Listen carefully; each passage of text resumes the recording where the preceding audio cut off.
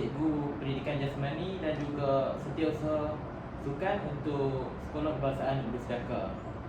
Okey, terima kasih pada Cikgu Ayasin kerana sudi diwawancarakan untuk video saya pada hari ini.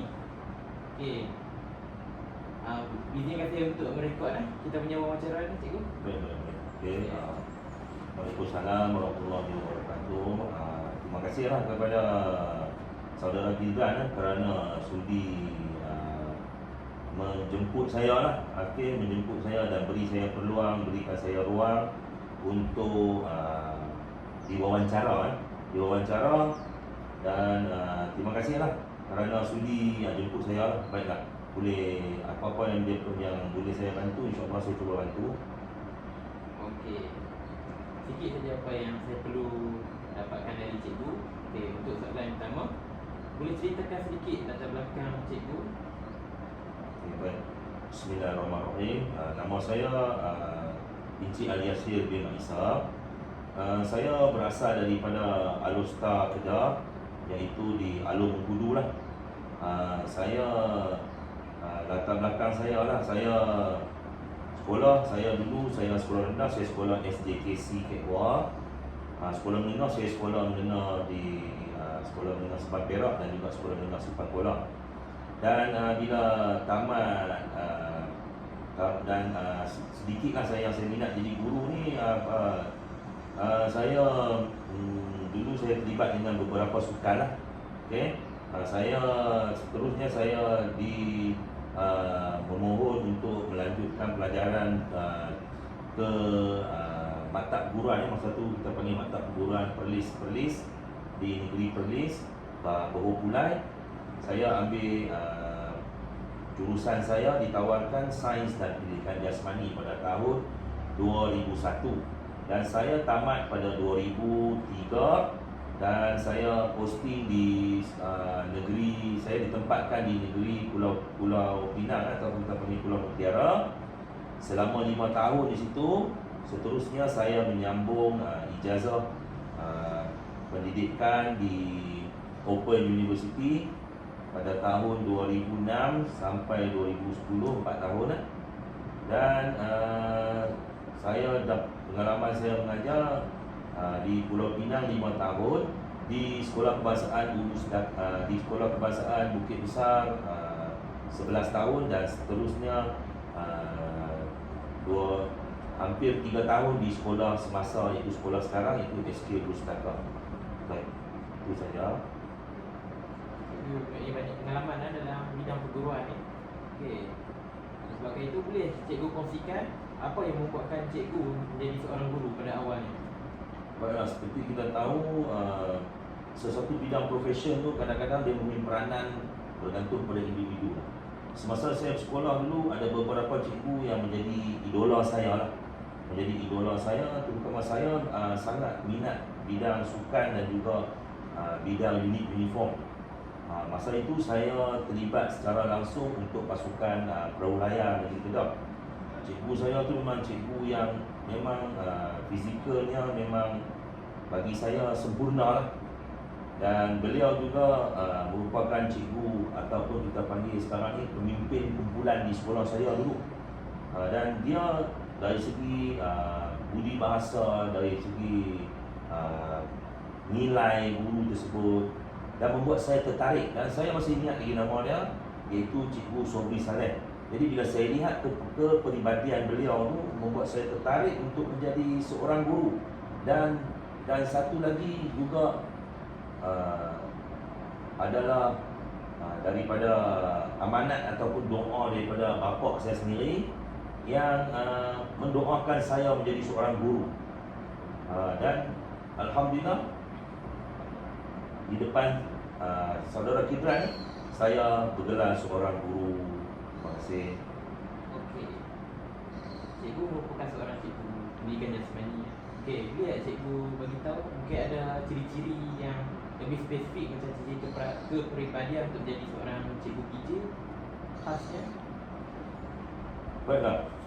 Untuk menjadi seorang guru PJ yang pertama sekali, biasalah untuk menjadi seorang yang pakar dalam satu bidang, antaranya dia perlu ada pendedahan. Antara pendedahannya dia perlu ada pengetahuan. Sebelum kita menceburi bidang guru PJ ni, kita kena tahu tentang peraturan-peraturan permainan yang ada, tentang jumlah peserta, jumlah pemain dalam satu-satu sukan.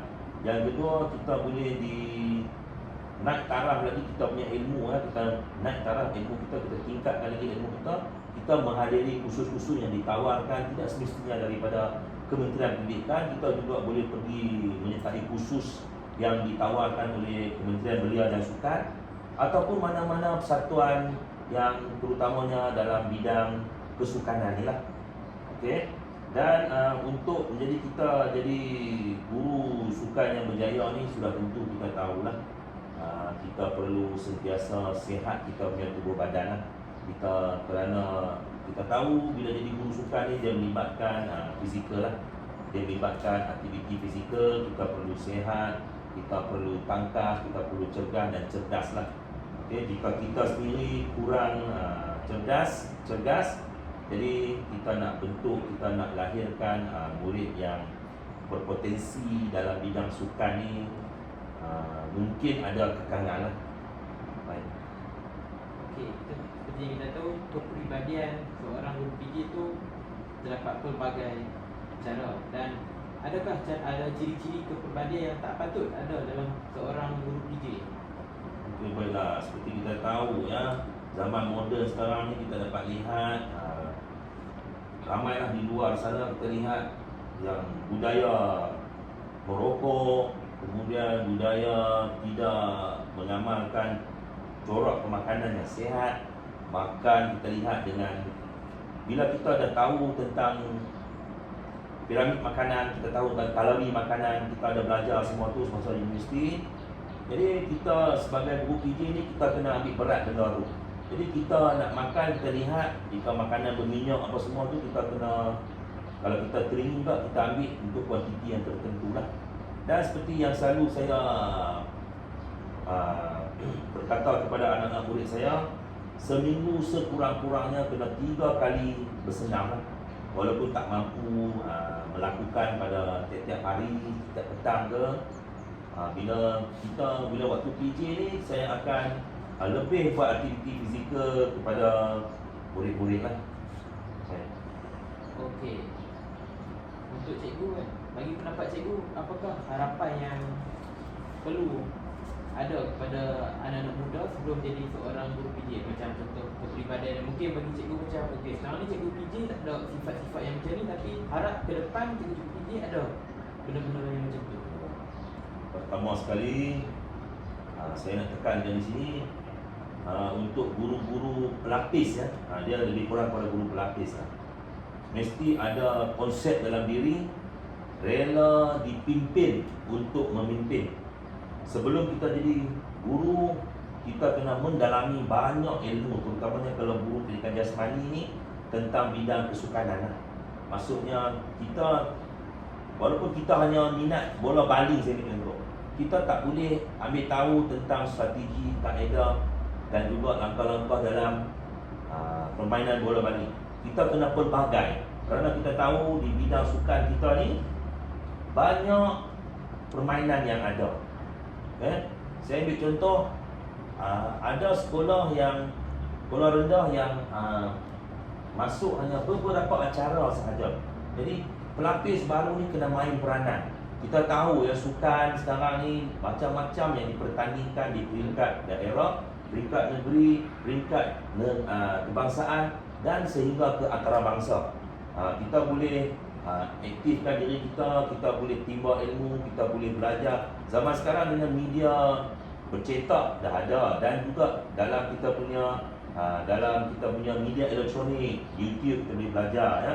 Macam saya sekarang ni juga, bila saya nak tengok tentang strategi-strategi permainan tertentu, saya akan buat ulang kaji dengan YouTube.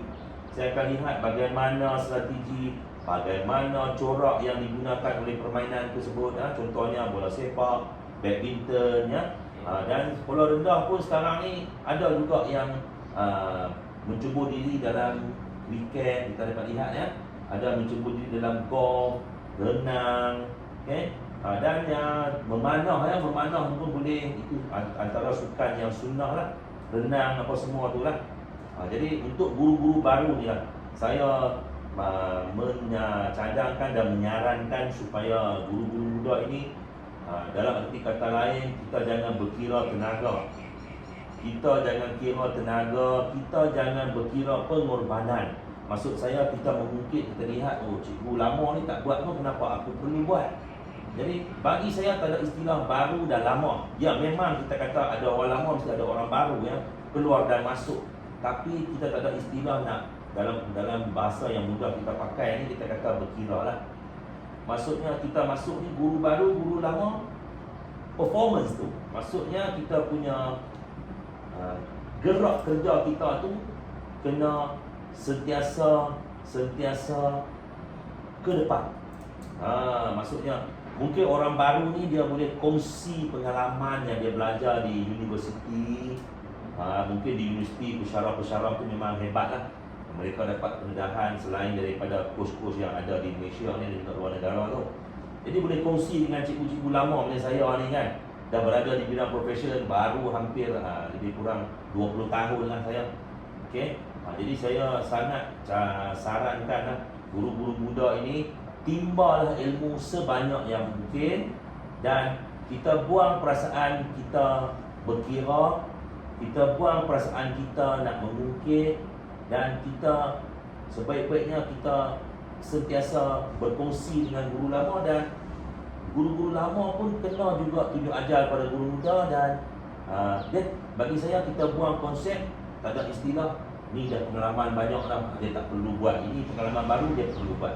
Bagi saya, gabungan tenaga tu, bila gabungan tenaga tu dengan cara itu, sekolah yang contoh macam Sedekah saya ni, guru-guru semua menggambling tenaga. Dan kami tahun ni, walaupun kami sekolah di kawasan kampung, kami ada peserta yang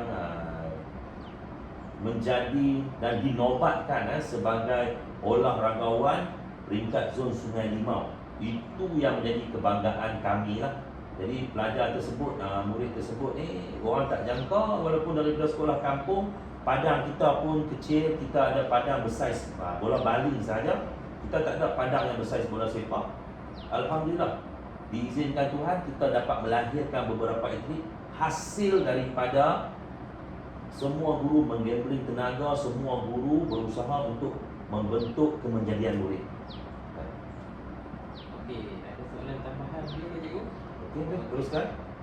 Mana pendapat cikgu lah kan dengan zaman sekarang, pelajar yang era-era kini, adakah sekadar penunjuk sebagai cikgu PJ lah, adakah sekadar kemahiran sesuatu kemahiran itu diketahui secara teori, ataupun lebih baik cikgu itu mahir dalam pelakuan kemahiran tersebut? Contohnya macam okey, lompat tinggi, adakah sekadar tahu teori, tahu macam mana lompat, itu sekadar mencukupi, ataupun kita sebagai seorang guru kena mahir buat lompat tinggi dan sebagainya?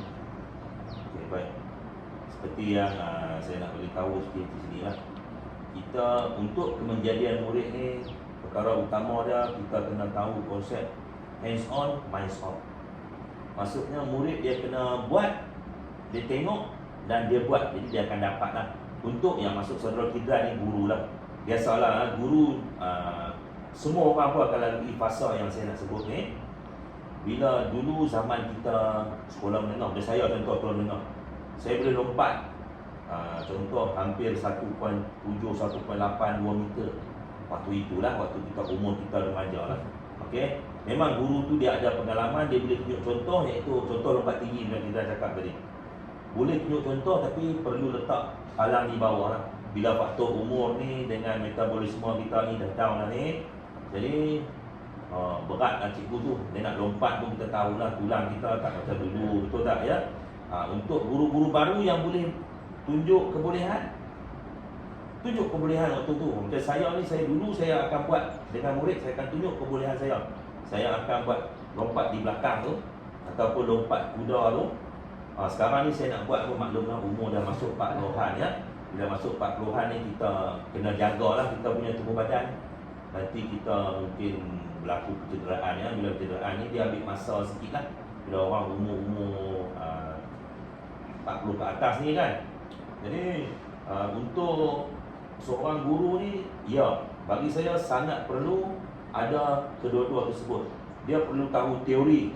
Kenapa perlu tahu teori? Untuk menyampaikan.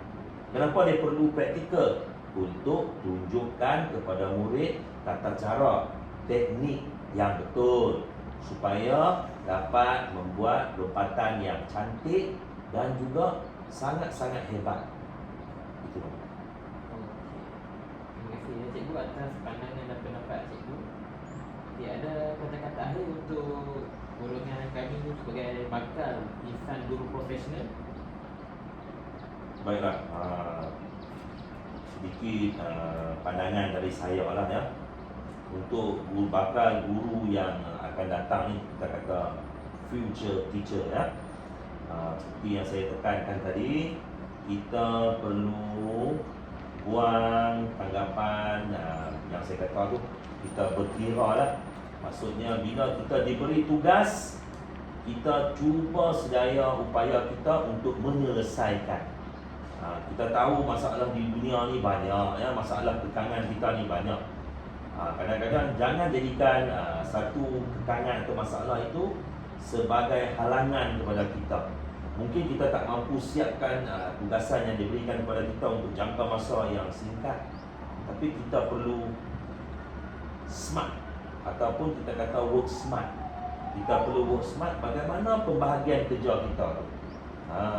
Biasalah kan, untuk guru baru ni nanti dia akan dapat contoh diberi sukan ni untuk latih, ni. Biasalah, kerana guru-guru lama atau guru senior ya, bila sekarang ni kita tahulah ya, ajal maut ni kita tak tahu kan, dan juga penyakit-penyakit sekarang pun bila main berusia dia akan diuji dengan penyakit-penyakit lah. Kita tahu darah tinggi, kencing manis ya, saudara kita ya. Jadi untuk guru baru ni, anda ni boleh dierti katakan sebagai kereta baru. Jadi bila kereta baru ni, kita cuba guna sebaik yang mungkin lah. Kalau kereta lama kita guna juga kita. Tapi kita tak ada lah kita menghempas kereta tu sampai ke puncak, ke tahap yang lebih dahsyat lagi lah. Kalau kereta baru ni, ya, bila guru baru ni, anda adalah menjadi dalam arti kata lain, guru ni sebenarnya menjadi idola kepada murid-murid ya. Dalam arti kata lain, jadi semacam ikon, jadi buta kepada murid. Murid-murid ni dia akan pandang guru tu, dan dia akan jadikan guru itu sebagai inspirasi dia, sebagai dia punya idola untuk dia career dia untuk masa depannya. Bila guru itu aktif, guru itu bijak, guru itu nilai dia bagus, guru itu ilmu dia tinggi. Dalam seperti yang saya beritahu tadi, guru ni memain peranan yang sangat penting dalam bidang kemenjadian murid. Baik. Okey, terima kasih cikgu atas pendapat cikgu. Untuk kami sebagai bakal insan guru profesional, okey, kita pun dah sampai ke penghujung wawancara kita. Sekali lagi saya ingin mengucapkan terima kasih banyak-banyak cikgu kerana sudi meluangkan masa bersama saya untuk menyelesaikan wawancara pada hari ini untuk subjek insan guru profesional saya. Baiklah, saya juga ucap terima kasih ya, dan kerana sudi meminta saya jadi sebagai salah seorang untuk diwawancara. Dan sebelum akhir kata saya ni, saya akan mendoakan saudara Kidlan dapat menjadi seorang guru yang sentiasa terus berjaya pada masa akan datang. Baik. Dan saya sentiasa doakan guru-guru yang ada di Malaysia ni, terutama guru yang bakal bergelar menjadi seorang guru, akan menjadi guru yang berpotensi dan hebat, bukan takat bidang sukan, malah bidang uniform dan juga bidang-bidang yang diberi. Dengan itu saya rasa bidang perguruan di peringkat kita punya Malaysia kita ni memang dah banyak cabaran yang akan datang yang kita tahu sekarang ya. Jadi saya rasa terbaiknya kita ni, walaupun kita semakin meningkat usia kita ni, kita ambil lah seperti peribahasa yang selalu guna lah. Kita jauh perjalanan, kita banyak kita punya pemandangan. Maksudnya kita boleh ambil ilmu kita ini daripada mana-mana, bukan setakat kita nak belajar daripada guru. Kadang-kadang dia bukan guru tapi dia ada ilmu tu. Ibarat macam ni lah, saya ada satu ilmu, saudara Kidran ada satu ilmu. Bila saudara Kidran keluarkan ilmu saudara Kidran, saya keluarkan ilmu saya satu. Bila digabungkan ada berapa? Jadi dua. Jadi untung kita. Jadi kita guru ni memang kita ni tugas kita menyampaikan ya. Jadi bagi saya semoga semua bakal guru ni akan terus cemerlang dan juga terus berjaya. Terima kasih. Sebenarnya tiga nasihat. Alright, settle.